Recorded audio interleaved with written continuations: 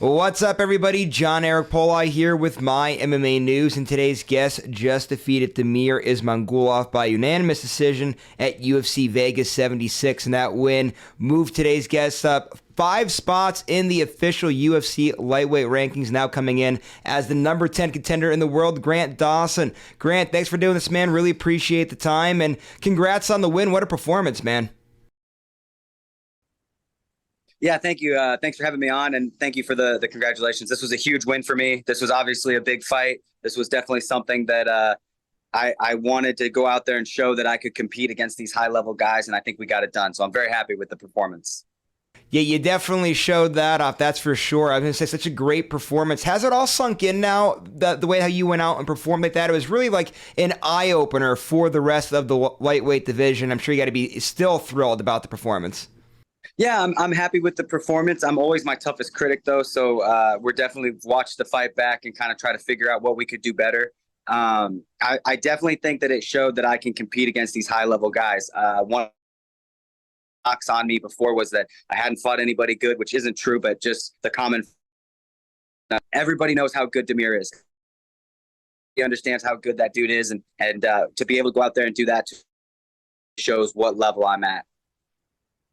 And one thing coming into this fight I found that was interesting, or at least it was said on the broadcast, I'll let you clarify it, whether it's correct or not. You've been at American Top Team for a little while now. They said this was actually, though, your first full training camp down at the gym. Is that true? So, like, what they mean by that is I've been at 18 for a year and a half now, every single day.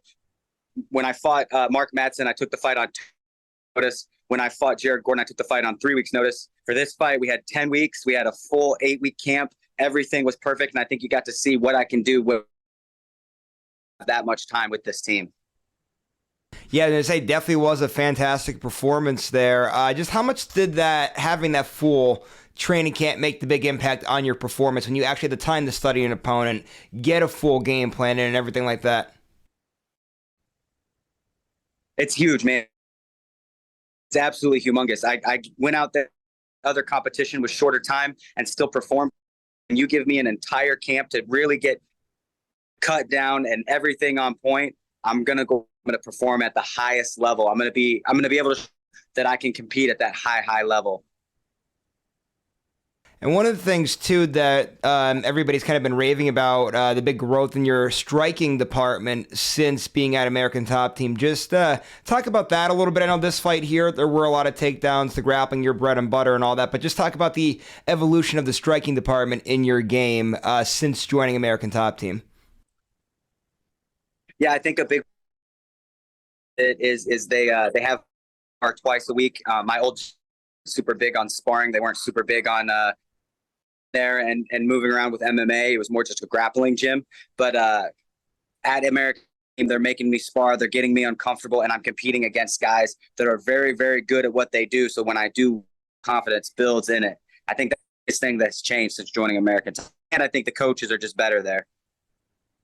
It is one of the best gyms in the world, if not the best gym in the world, that's for sure. Very world-renowned gym there. Let's talk about this fight now here a little bit. So essentially, all 3 rounds of this fight could be summed up essentially the same way. You came out, you changed levels, you got the takedown, a lot of body lock, like a body triangle. You couldn't get the rear naked choke, though. You made a lot of attempts at it. Was that the game plan coming into this fight? Get him on the ground, do what you do best, rinse, repeat.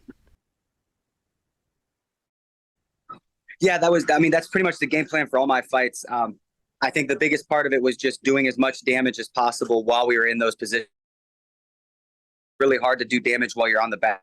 Control there. I was doing a good job of elbowing and then attacking the neck, elbowing and then attacking the neck. I think everything went to for the game plan mostly. And when you have his body locked up like that with your legs, I gotta ask this question: how sore are your legs? Mine would still be sore from the grip you had to have on them. Yeah, they definitely get tired, but I think I've done it for so long that I'm used to it. You know, it's definitely. They do get tired and they do get sore, but I think I've got a good grasp on when to rest with my legs and when to actually squeeze hard with my legs. And I know you're somebody that's always looking to get a finish, especially by rear naked choke. I know you tried for the submission a few times. Obviously, this was a very dominating performance, but were you upset at all or angry at all that you weren't able to get any submissions in there? Yeah, definitely. I think that a submission over a guy like Damir would have put the candle on the cake, you could say, and really propel me up there. But there's plus sides to everything. I proved that I could fight hard for 3 rounds. I proved that I could dominate every single round. It was a good performance. I'm gonna nitpick. I'm gonna get better, but you have to. And following the fight, when you're inside the octagon, you're being interviewed by Michael Bisping. You had quite the call out there. I dropped a few names, Tony Ferguson, Beneil Dariush. Just talk about those call outs a little bit. Do you think those are in the cards for you? I don't think Tony is in the cards for me. I believe my next opponent is going to be the winner, Hooker versus Jalen Turner this weekend. The timelines match up perfectly. The matchup matches up perfectly, and the ranks and names match up perfectly. So I believe my next fight will be against Jalen Turner, unless Hooker gets the win over him. In my mind, I'm fighting Jalen Turner next.